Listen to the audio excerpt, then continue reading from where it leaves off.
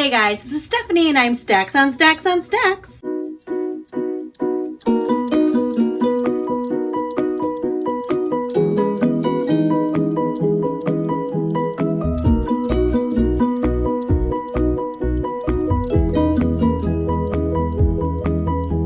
Today I'm coming to you with the coffee book tag. So I actually have two mugs today, guys. I have a mug for my coffee and a mug for my pudding.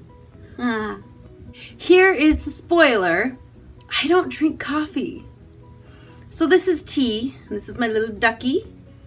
See, he's very cute, but he's going to exit my mug so that my tea's not too strong. And 50 points to your house if you can tell me what this mug is from. It's from the 90s.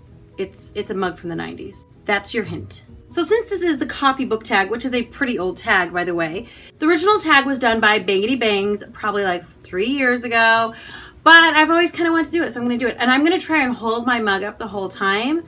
This one or the pudding one, you never know. Kind of like Brews Reviews and all these other cool people do, but I'm not good at that. So I don't know if that's going to happen, but I'll try. This is good tea. So despite the fact that I don't drink coffee, I'm going to do the coffee book tag because when I do drink coffee, it's usually a little bit of coffee, cream, sugar, and then, you know, iced or blended, or can you really call that coffee? I'm gonna drop everything. How do these people do this? I'm not talented enough. Getting started. First question is, Black. Name a book that was hard to get into at first, but has a lot of die-hard fans. Okay. Now for this one, I am going with Shatter Me by Tahira Mafi.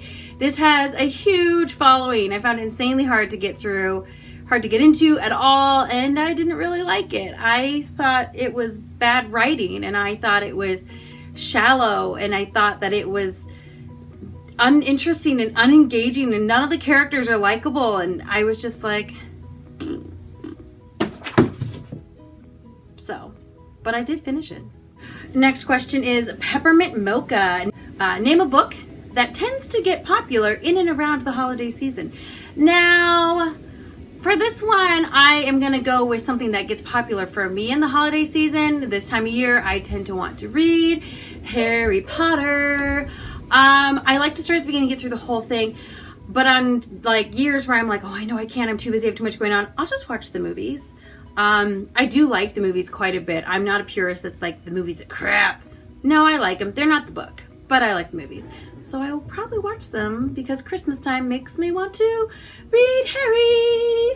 Next is Hot Chocolate. I do like hot chocolate. Name your favorite children's book. Now, I actually had a really hard time doing this one because I like so many books from when I was a kid, and I still like to read kid books and middle grade books and stuff like that. So I actually went with Where the Sidewalk Ends by Shel Silverstein. And this is not really like, I mean, it is a kid's book, but it's more of like a collection of a collection of poetry. And what's funny is I just was talking to somebody the other day about how much, I'm going to have to put this down, sorry. I was just talking to somebody the other day about how much I don't really like poetry and I don't get into poetry. And she's like, don't you own any poetry books? And I said, no. And I lied. This is a book of poetry. It's kid poetry. It is like one of my favorite books. And I own it and I love it. So if I can remember who I was talking to, I will tell them that I was wrong. And I do own poetry and I would be happy to loan it to her if she washes her hands. Next one. I changed my mug. Double shot espresso. Name a book that keeps you on the edge of your seat the entire time. Now, this is one, I know I've talked about it before. I've been told that all of this author's books do that, and that would be Missborne by Brandon Sanderson. I am getting to the next one, hopefully at the end of this month, and maybe beginning of next month, because I actually have quite a bit I need to read this month. This is a completely amazing book. I know I haven't talked about what some of the other ones were about, but this is a book that has an incredible magic system. I'm sure that's what you hear about when you hear about Missborne by Brandon Sanderson, is the magic system is amazing. It's based on metals and consuming metals, and certain people can consume metals and then they can do kind of superpowery things. And then there are some people that can consume all of the metals and do all the things, and those people are Missborns. So we follow a few different characters, and it's a really interesting world that has definitely some political intrigue, but I just love the characters. I love the way he writes characters, and somehow he can write a character you don't like, and I'm like, actually I want to know more about him. Good book. Starbucks, a book you literally see everywhere. Now, I kind of wasn't sure where to go with this one. I feel like there are books that I'll see around for like 3 or 4 months, and then books I'll see for another 3 or 4 months, and they just kind of cycles through whatever's popular and stuff. But I picked one that I think was popular years ago when it came out, and it's still talked about and still popular, and that is Six of Crows by Leigh Bardugo. And I'm sure it's because Leigh Bardugo is an amazing writer. She could write like a phone book, and I'm sure it'd be amazing. This is a heist story with 6 somewhat unsavory characters who come together to pull off a heist. You also have different perspectives in this one too, and I love that as well. I love seeing from each of their point of view, and it's just a great book. It's a fun book, and if you haven't read it, you should read it. Totally worth the hype. Hipster Coffee Shop, name a book by an indie author you like. Now, here's the thing. I'm not sure what an indie author is. I know. So I was just thinking maybe an author that's not like super popular or something like that. It's going to be my guess. If I'm wrong, feel free to tell me in the comments, correct me, tell me what an indie author is, and I will fix this probably by commenting back with what, indie author I like. But indie author, I'm going to go with These 7 Husbands of Evelyn Hugo by Taylor Jenkins Reid. Now, this is one I read in like August, I think, maybe it was September, and I really, really loved it. I heard about it from Drinking by My Shelf, and I really like getting the international view on books. I feel like as Americans, we can get very like tunneled, like these are the authors, and I love subscribing to channels in Australia and in Britain, and where's the other one? I don't remember, Scotland maybe?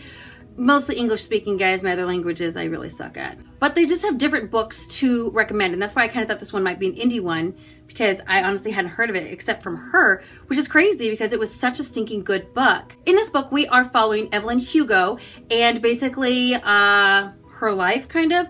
She was like a Hollywood star in the 50s. It was like when she came about, and it's kind of a story that is told in like a really big flashback. So she's modern day and she's telling the story, and basically she's going through why she married each husband and then why she got a divorce. And I know that sounds simple, but that's because I'm explaining to you simply because I don't want to ruin anything. It was a really fun book, kind of like a historical fiction, but I really liked the way they wrote her, and I really like how realistic it was, as in this really could have been the way tons of Hollywood starlets were. Great book. Oops, I accidentally got decaf. This is totally decaf tea too, because it's like 10 o'clock at night. Name a book that you were expecting a little bit more from. I would say like the entire series. I was expecting more from the entire series. It was a series of unfortunate events, and it was not worth my time. If somebody could have stopped me and said, stop right there, Stephanie. These books, they're not worth your time. I would have very much appreciated that, because these books are not worth my time, and I don't want to talk about it. I don't want to talk about it. Perfect blend. Name a book that has the perfect combo of bitter and sweet. And for this one, I'm going to go with The Name of the Wind by Patrick Rothfuss. And I'm actually going this one. I think a lot of people are going to be like, that's bitter and sweet. It's like a epic tale of a guy, and it is. But basically, I'm going to put this down. I feel like it is bittersweet because there are definitely parts that are sad, and I think we would prefer not to necessarily read about, or maybe stuff we didn't enjoy as much. But then I feel like the payoff for some of the situations he gets out of is just so great. And he's a character that at the beginning, you're not sure what to think about him, but by the end of it, you absolutely love Kvolf. Love him. I should probably read the other book, but I don't know when the third one's coming out. Next, we have Green Tea. Name a book that is quietly beautiful. Now, for this one, I am going with Station 11 by Emily St. John Mandel. This is one, I also think I read this in August or so.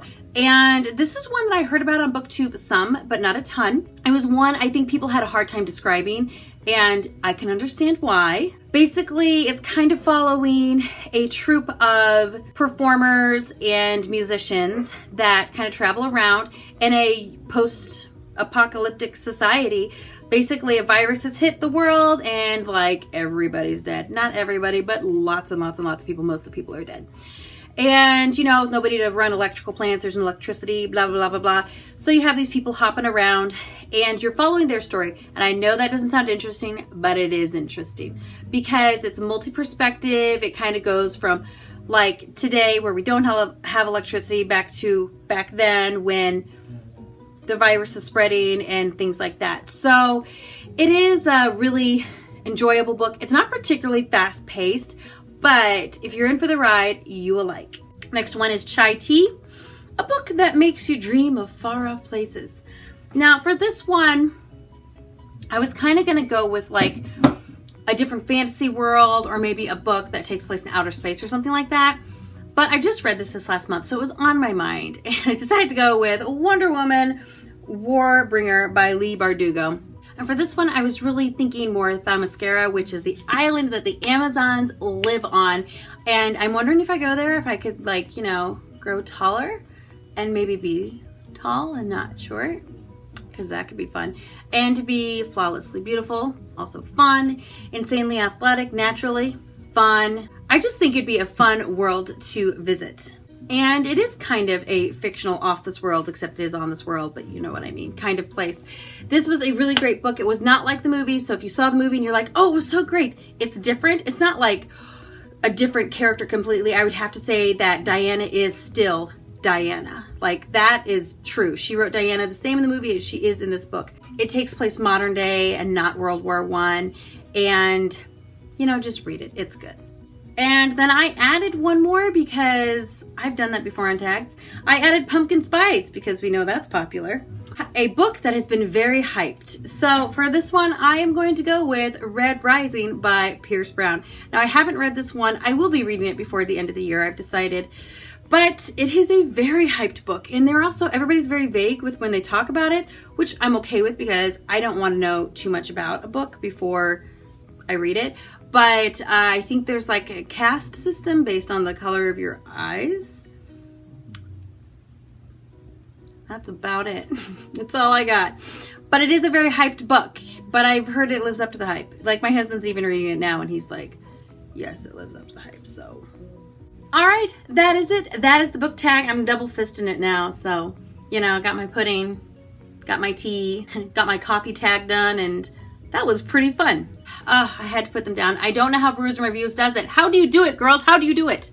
So that is all that I have for you guys today. Please feel free to like if you liked, and you can subscribe if you want to subscribe. You could share this if you wanted to. I want you to comment down below with your go-to order every time you go to Starbucks or wherever the coffee place of your choice is. I also want you to comment what book reminds you of that coffee drink. I post videos on Tuesdays and Fridays, so you know you see me then. Thank you so much for watching. I hope you guys have a wonderful, ridiculously fantastic day, and I will hopefully see you guys, and goodbye!